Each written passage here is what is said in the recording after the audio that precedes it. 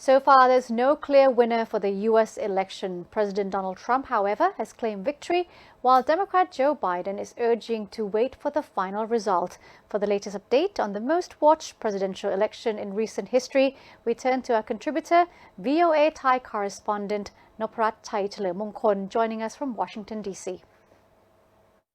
President Donald Trump and Democratic challenger Joe Biden have each won a collection of U.S. states as anxious Americans await the remaining voting results to determine who will govern the White House for a four-year term starting in January.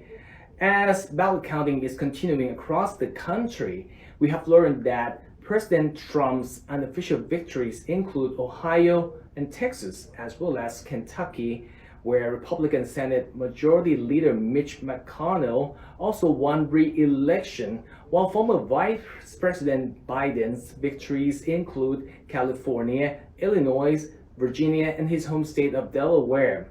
In the coming days, great attention will be paid to the vote count in Pennsylvania, Michigan, and Wisconsin, states that helped propel Trump to victory in 2016 and emerged as prime electoral battlegrounds again in 2020.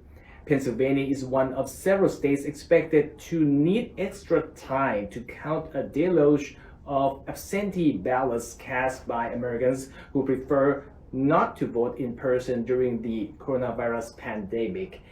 Anyhow, both candidates expressed optimism during early hours of Wednesday. Biden told supporters in Delaware that he believes the election campaign of his is still on track to win this election and urged patience while votes are being counted.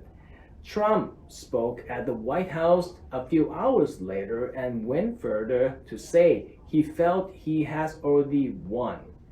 The incumbent president also continued his objection to states counting their ballots after the election day, something that has happened regularly in previous national elections. And without specifying the target of a legal challenge, the president said he'll be going to the U.S. Supreme Court. In addition to choosing a president, Americans have also voted for U.S. lawmakers and state and local officials. Tens of millions of ballots cast on Tuesday are adding to more than 100 million recorded during weeks of early voting. Voter participation was expected to shatter records despite disruptions caused by the coronavirus pandemic. And in terms of concerns ahead of the elections, there were few reports of voter intimidation and no major acts of violence, according to law enforcement officials and voter advocates. With the results of a fiercely fought election campaign between President Trump and former Vice President Biden still up in the air, officials remain on alert for the possibility of unrest and potential violence. Nevertheless, voting rights advocates said the process was largely successful and problem-free. Kristen Clark, President and CEO of the Lawyers Committee for Civil Rights Under Law, said reports of voter intimidation were more sporadic and far fewer than her organization had anticipated. Clark also said that the Lawyers Committee fielded around 30,000 calls nationwide, mostly about ID requirements and registration, followed by electioneering and voter intimidation. She said voter intimidation represented a handful of complaints, while there were also complaints in some states of robocalls urging voters to, quote unquote, stay safe and stay home.